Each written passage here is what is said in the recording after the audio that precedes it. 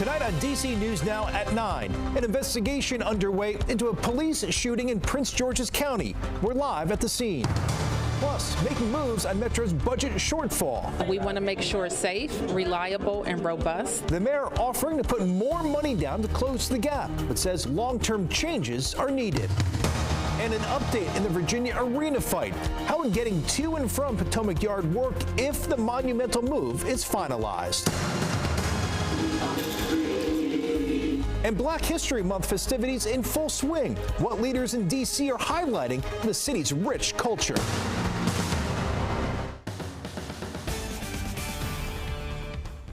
Hi, everyone. Thanks for joining us tonight at 9 o'clock. I'm Chris Flanagan. We are following breaking news in Prince George's County. An investigation now underway after police shot and killed a suspect trying to break into an apartment. It happened in Suitland on Suitland Road. Police say officers entered that apartment and confronted the suspect. One officer shot the suspect and found a gun at the scene. Now, no officer was hurt. A police news conference just wrapped up moments ago. Our Yamari Sise is on scene there. We'll check in with the Yamari coming up later on DC News Now at 9. Meanwhile, a traffic alert for Montgomery County drivers. A gas leak is causing some backups in downtown Bethesda. You're looking at Wisconsin Avenue near East-West Highway. This is right by the Bethesda Metro station. You can see the cameras here. It looks like traffic is starting to move once again, but at least in one lane is closed at this hour. We're told the gas leak is in the building of the 7500 block of Wisconsin Avenue. That entire building has been evacuated. And we have more breaking news tonight.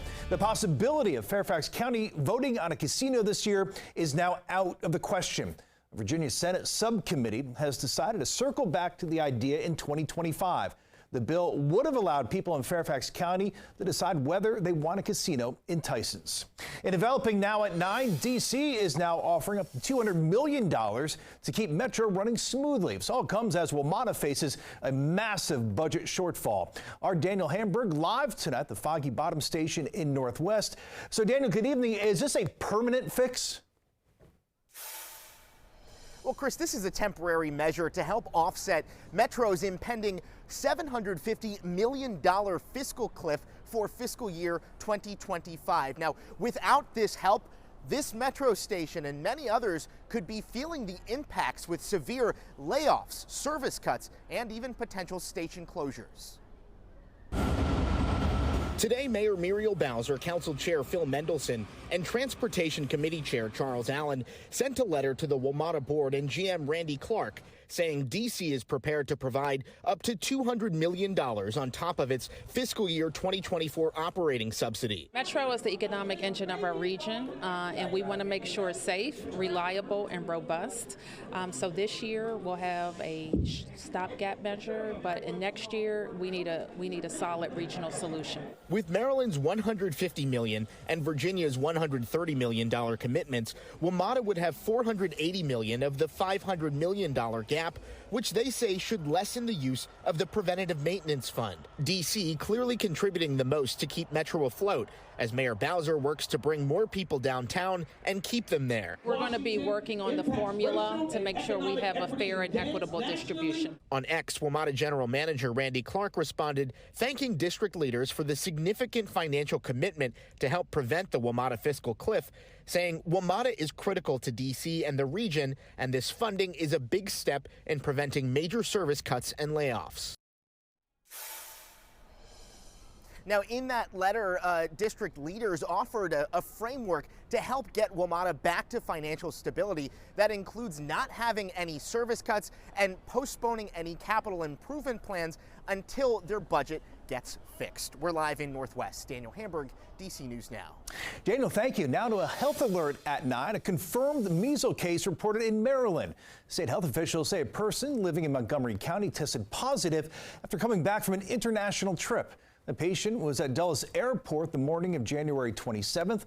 That was Tuesday. Then on 28th, Wednesday, they're at the Claridge House Apartments in Silver Spring. And on Thursday, they're at the Suburban Hospital Emergency Department. If you were at any of these places at the same time, you may have been exposed. You'll want to monitor your symptoms. All right, let's get a first check on the forecast with Chief Meteorologist Janessa Webb. And Janessa, we are starting off February with a bang. Yeah, you gotta love that. Our coldest month of the winter season, bringing in some milder air. We're back into the middle 50s this afternoon, and we'll go for another 50-degree day tomorrow.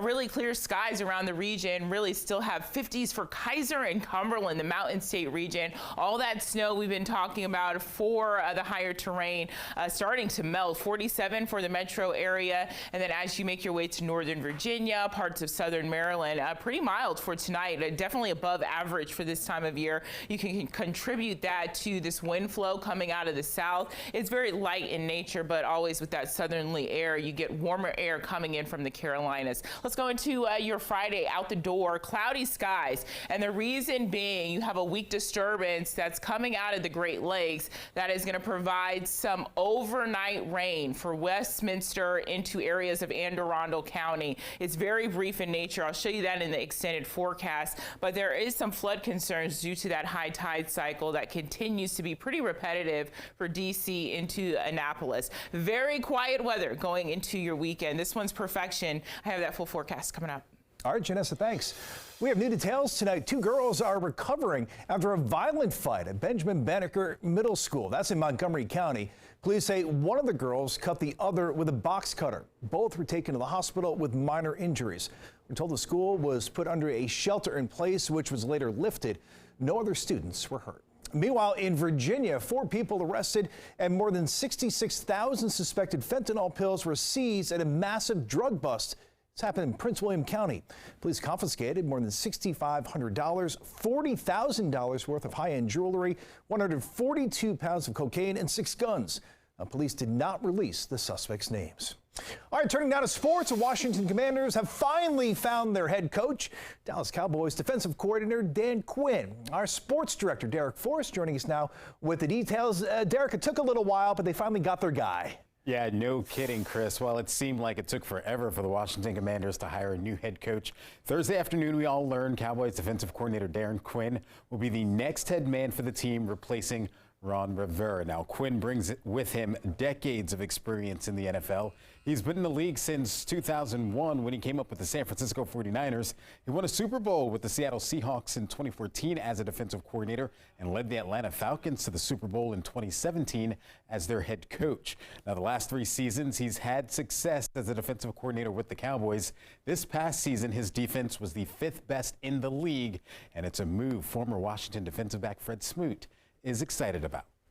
What we have here in Dan Quinn is stability. Think about it. We have a young GM. We have a young front office. We have a young ownership group. Somebody needed to bring some stability, and this is what he brings. Don't forget, this is the same coach that coached the Legion of Doom in Seattle. This is the same coach that took the Falcons to their Super Bowl. This is a coach that knows how to coach. And one thing that I'm anticipating is everything that he got wrong in Atlanta, he has another chance to do it. And from everything I'm hearing, Dan Quinn is well liked amongst his players and is the right person to help turn this Washington franchise around. Next up for Quinn, though, now making decisions on his coaching staff. Chris. All right, Derek, thanks. Big day for the Commanders. Meanwhile, Metro is honoring a heroic employee who died in a shooting rampage 1 year ago today. Last February, Robert Cunningham jumped in front of a customer when a gunman opened fire at the Potomac Avenue Metro station. 3 people were injured. Cunningham saved the customer's life, but sacrificed his own. Today, Metro unveiled a plaque at the Potomac Avenue station in Cunningham's honor. On X, the agency saying they'll never forget the courage he showed to save the lives of others.